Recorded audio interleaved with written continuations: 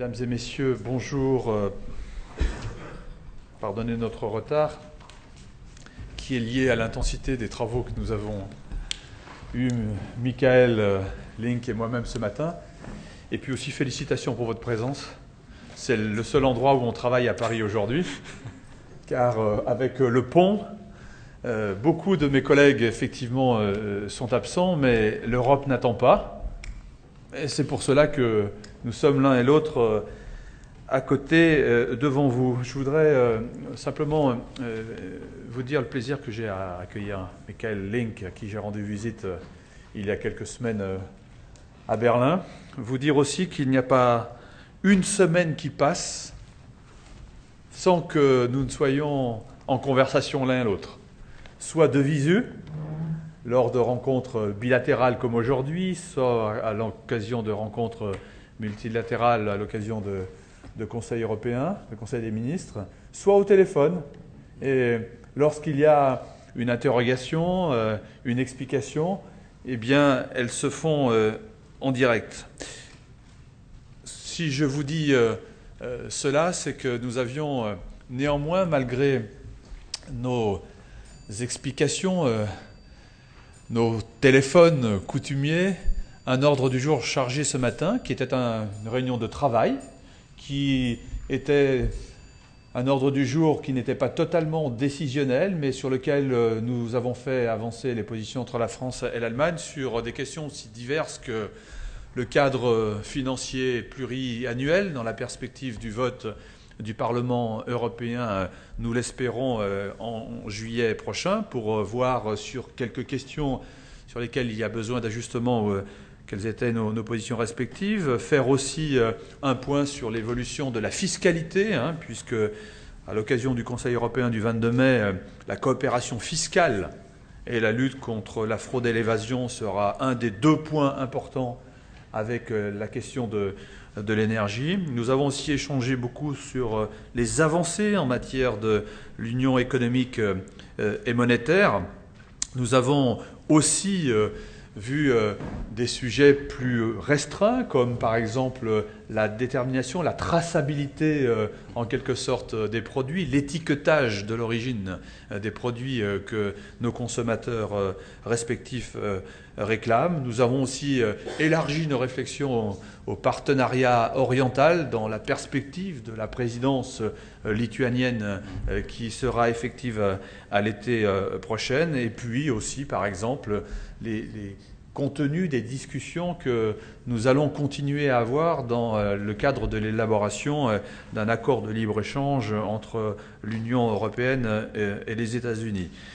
Ce sont des questions multilatérales dont il nous semblait important qu'elles soient inscrites à notre ordre du jour aujourd'hui, ce qui n'excluait pas que nous ayons des travaux dans un cadre plus bilatéral entre la France et l'Allemagne sur, par exemple, la coopération transfrontalière, comme aussi, par exemple, les suivis des manifestations commémoratives du 50e anniversaire du traité de l'Élysée, qui se termineront par 2 journées, le 5 et 6 juillet prochain, à Paris.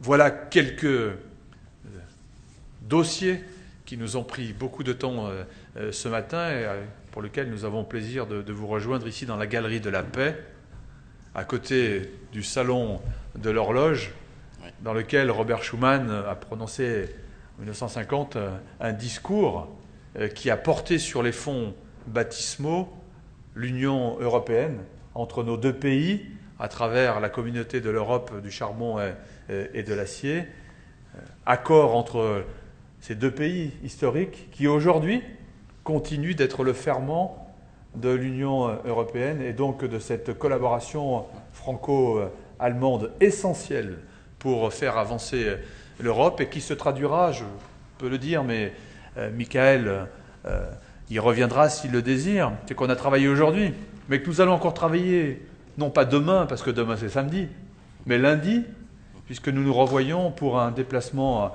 avec une forte portée symbolique. Nous nous rendrons tous les deux à Zagreb, en Croatie, pour porter un message commun de l'Europe vers un pays, la Croatie, qui rejoindra l'Union européenne le 1er juillet prochain. Nous nous reverrons à Berlin le 5 juin prochain, où je me rendrai dans le cadre de l'opération Mixart.